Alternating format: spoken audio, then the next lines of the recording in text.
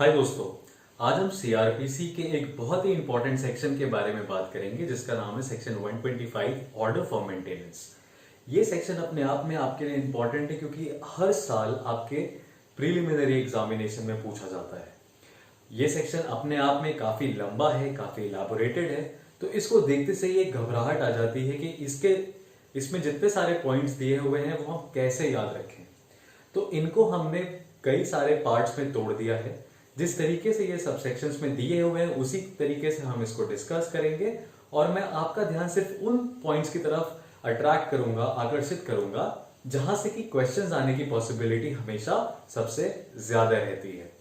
Correct? तो section 125 की अगर हम बात करें तो ये बेसिकली किसकी बात करता है? एक ऑर्डर की बात करता है जो कि दिया जाएगा मेंटेनेंस के लिए।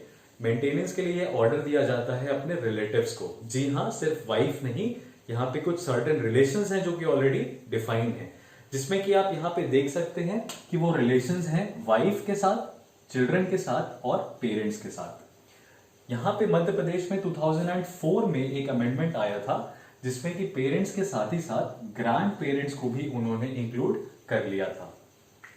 तो यहाँ पे अपने को कुछ चीजें इस पर्टिकुलर रिलेशन के समय में ध्यान रखनी है।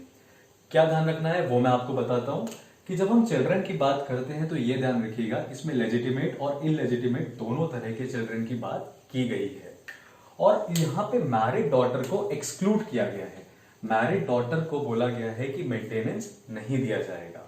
अब ये बताने के पहले मैं आपको एक इंपॉर्टेंट चीज और बता दूं कि यह सेक्शन कब अट्रैक्ट होता है। तो ये सेक्शन तब अट्रैक्ट होता है जो पर्सन है, जब उसके पास सफिशिएंट मीन्स हैं किसी को मेंटेनेंस प्रोवाइड करने के लिए, वो या तो नेग्लेक्ट करता है अपनी ड्यूटी निभाने से या ड्यूटी निभाने से मना करता है। तो तब जाके ये हमारा सेक्शन 125 है जो ये अट्रैक्ट होता है। ठीक है, यहां पे मैरिड डॉटर को एक्सक्लूड किया गया है, लेकिन उसके प्रोवाइजो में इस सेक्शन 125 के सब सेक्शन 1 के प्रोवाइजो में आप देखोगे तो वहां दिया हुआ है कि अगर मैरिड डॉटर माइनर है और उसका हस्बैंड है वो इनएफिशिएंट है अपनी वाइफ को मेंटेन करने के लिए, तो यहां पे उस डॉटर के, माइनर डॉटर के फादर की रिस्पॉन्सिबिलिटी होती है कि वो उसको मेंटेनेंस प्रोवाइड कराए। कब तक प्रोवाइड कराएगा? Until she attains the age of majority. तो ये इंपॉर्टेंट चीज है जहां से कि आपको क्वेश्चंस घुमाए जा सकते हैं, पूछे जा सकते हैं। आगे बढ़ते हैं हम अपने सबसेक्शन 2 की तरफ आ जाएं। तो सबसेक्शन 2 हमारा जो है वो बात करता है कि जो मेंटेनेंस का ऑर्डर है वो कब से लागू हुआ सकता है, यानी कि जो आपको मेंटेनेंस देना है उसको कब से माना जाएगा कि मेंटेनेंस अब से शुरू हो रहा है। तो यहां पे दो बात करता है, या तो डेट ऑफ ऑर्डर या तो डेट ऑफ एप्लीकेशन। अब डेट ऑफ ऑर्डर और डेट ऑफ एप्लीकेशन दोनों ही में से किसी एक दिन से हम मान सकते हैं कि मेंटेनेंस की शुरुआत हो रही है। ये किसके कौन डिसाइड करेगा? तो यहाँ पे ये सेक्शन है, ये इसमें किस बाउंड नहीं किया है, ये डिस्क्रिशन ऑफ द कोर्ट पे छोड़ रखा है। जब हम डिस्क्रिशन ऑफ द कोर्ट की बात करते हैं तो हम यहाँ पे ये भी ध्यान रख लें कि किस कोर्ट के पास पावर है यहाँ पे कि वो मेंटेनेंस वाले, ऑर्डर फॉर मेंटेनेंस वाले एप्लीकेशंस को एक्सेप्ट कर सकता है, उस पर सुनवाई कर सकता है। वो जुडिशियल मजिस्ट्रेट फर्स्ट क्लास के पास पावर है। अब ये इंपॉर्टेंट है आपके प्रीलिम्स के ऑब्जेक्टिव क्वेश्चन के पॉइंट ऑफ व्यू से। यहाँ पे सेक्शन 125 के लिए 3 बातें आपको और ध्यान रखनी है कि यहाँ पे ना तो सिर्फ मेंटेनेंस बल्कि एक इंटरिम मेंटेनेंस का भी प्रोविजन है, यानी कि जब तक कोई एक्चुअल मेंटेनेंस का अमाउंट है वो डिसाइड नहीं हो जाता during the pendency of the application, एक इंटरिम मेंटेनेंस के लिए आप प्रस्ताव कर सकते हैं, कोर्ट से मांग सकते हैं।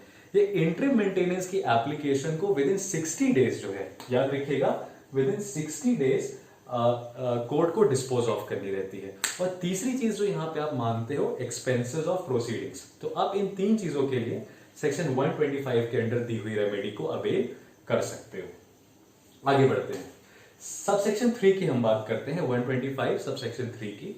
तो यहाँ पे वारंट की बात कर रहा है कि कोर्ट वारंट इशू कर सकती है। किस चीज के लिए? मेंटेनेंस की रिकवरी के लिए। ध्यान रखिएगा, मेंटेनेंस की रिकवरी के लिए कोर्ट वारंट इशू कर सकती है अगर उसने प्रीवियसली कोई ऑर्डर पास कर रखा है और वहां पे मेंटेनेंस सामने वाले इंसान ने जिसको देना था उसको प्रोवाइड नहीं किया है। करेक्ट? इन सारे सबसेक्शंस को पढ़ते समय एक चीज आपको और दिमाग में ध्यान रखनी है कि पहली चीज, जिसको मेंटेनेंस देना था उसके पास सफिशिएंट मीन्स हैं और वो नेग्लेक्ट या रिफ्यूज करता है। दूसरा, उसको जिसको मेंटेनेंस देना है वो इनकैपेबल है अपने आप को मेंटेन करने के लिए, इसीलिए वो 125 के अंडर आता है। तो यहां पे warrant for recovery of maintenance के लिए एक important question point of view से जिस चीज का आपको ध्यान रखना है वो है 1 ईयर। प्रोवाइजो में दिया हुआ है कि अगर एप्लीकेशन 1 साल के भीतर दी जाती है, उस तारीख से जिस तारीख से ये मेंटेनेंस देना उसने बंद कर दिया था, अगर उस डेट से लेके अगले 1 साल तक के बीच में अगर एप्लीकेशन डाली जाती है, तभी ये warrant for recovery court allow करेगा। 1 साल के बाद अगर आप करोगे तो उसमें कोई किसी भी तरह का वारंट इशू कोर्ट नहीं कर सकता है। तो ये चीज आपको दिमाग में रखनी है क्वेश्चन के पॉइंट ऑफ व्यू से। सबसेक्शन 4 की तरफ अब हम बढ़ते हैं। तो सबसेक्शन 4 में आप देखोगे कि यहाँ पे पर्टिकुलर वाइफ की कैटेगरी बताई है, या ऐसी कैटेगरी नहीं, ऐसी सिचुएशंस बताई हैं जिसमें कि वाइफ जो है she is not entitled to get maintenance. तो यहाँ पे आपको 3 कंडीशंस बताई गई है, 3 सर्कमस्टांसेस बताए गए हैं। सबसे पहला ये बताया गया है कि वाइफ और हस्बैंड म्यूचुअल कंसेंट से अगर अलग रह रहे हैं, they are separated with mutual consent, तो wife is not entitled for maintenance. दूसरा आपको बताया गया है कि wife is living in adultery, wife is having some illicit relationships with other people, then the husband is not bound to provide her any kind of maintenance, right? And the third condition is कि बिना किसी just cause के, बिना किसी valid point के wife मना कर देती है कि मुझे हस्बैंड के साथ रहना नहीं है। तो अगर वाइफ ऐसा बोलती है कि उसे हस्बैंड के साथ नहीं रहना है, तो उसे जस्ट कॉज देना पड़ेगा कि वैसा वो क्यों कर रही है। तो जस्ट कॉज यहाँ पे कुछ सर्टेन कंडीशंस है जो कि एक्सेप्टेबल है, जैसे कि हस्बैंड वाइफ के साथ क्रुएल्टी करता है तो वाइफ नहीं रह सकती है हस्बैंड के साथ। Husband is a drunkard, beating habit है उसकी, दारू पी के मारता है, तो वाइफ फिर अपना जस्ट कॉज कोर्ट में रख सकती है और इसको कोर्ट तभी कंसीडर करेगी। तो ये 3 कंडीशंस जो है कि when is wife not entitled to maintenance, तो यहाँ पे आपको option A, option B, option C और ऑप्शन डी करके दे देगा और आपसे पूछ सकता है कि इनमें से कौन सी ऐसी कंडीशन है जिसमें कि वाइफ एंटाइटल्ड होती है मेंटेनेंस के लिए। ये तो नॉट एंटाइटल्ड के लिए क्वेश्चन है और तीनों कंडीशन दी, तो चौथी कंडीशन जो आपको दी रहेगी उस पर आपको ध्यान रखना रहेगा। तो आप तभी कर पाओगे जब आपको ये 3 कंडीशंस पता है, करेक्ट।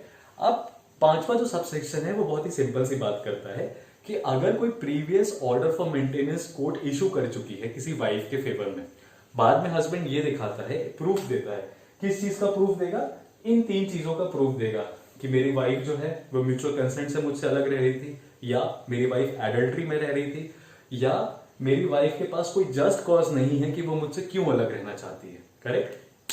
तो यहां पे जो कोर्ट है इन 3 कंडीशंस को अगर देख लेगा कि सैटिस्फाई हो रही हैं, तो उसने जो प्रीवियस ऑर्डर पास किया था उसको वो कैंसिल कर देगा।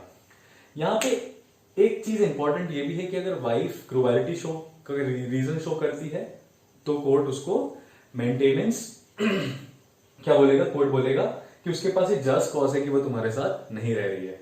वाइफ ये बोलती है कि हस्बैंड जो है वो कोई मिस्ट्रेस रखा हुआ है, यानी apart from me there is someone with living with my husband, then I can not live with that person, तो कोर्ट उसको भी एक्सेप्ट करेगी।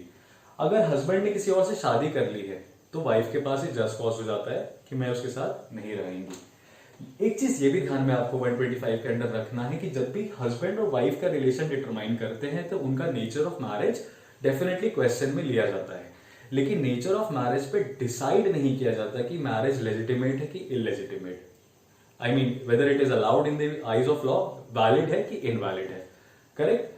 तो यहां पे आपको ये दिमाग में रखना है कि कोर्ट इस चीज को कंसीडर करेगा, लेकिन किस चीज के लिए, मेंटेनेंस का ऑर्डर ग्रांट करने के लिए, लेकिन नेचर ऑफ मैरिज पे डिसाइड नहीं करेगा। यानी कि 125 के अंदर कोर्ट के अंदर ये पावर नहीं है कि वो किसी मैरिज को नल एंड वॉइड डिक्लेयर कर सके, ठीक है। वो नल एंड वॉइड मैरिज है, इस चीज को जरूर कंसीडर कर सकता है। तो marriage has to be valid for the section 125 to get affected. That is all the point that you need to remember for 125। अगला जो सेक्शन 126 है वो basically procedure for order of maintenance की बात करता है, यानी कि एक ऑर्डर ऑफ मेंटेनेंस देने के लिए कोर्ट को किन किन प्रोसीजर्स का पालन करना पड़ेगा, किन चीजों का दिमाग में रखना पड़ेगा। एक इंपॉर्टेंट केस लॉ है जो कि बहुत फेमस है और वो मध्य प्रदेश इंदौर का ही है, शाह बानो का केस। शाह बानो का केस बेसिकली आया था कि उसके हस्बैंड ने उसको घर से निकाल दिया था, फिर बाद में उसको तलाक दे दिया था। तलाक देने के बाद उसने कुछ अमाउंट मेहर की तरह भी रखवाया था और यहाँ पे क्वेश्चन यही आया था कि शाहबानो केस जो है वो 125 के लिए मेंटेनेंस मांगती है, उसके अंदर एक एप्लीकेशन देती है।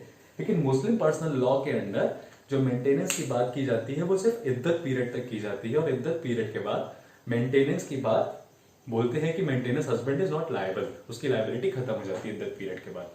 तो इद्दत पीरियड क्या होता है? इद्दत पीरियड बेसिकली वो टेन्योर होता है जिसमें चेक करते हैं कि वाइफ के पास कहीं उस पहले वाले अपने जो हस्बैंड है जो डाइवोर्स दे रहा है, कहीं उसके या कोई बच्चा तो नहीं है जिसको वो जन्म देने वाली है।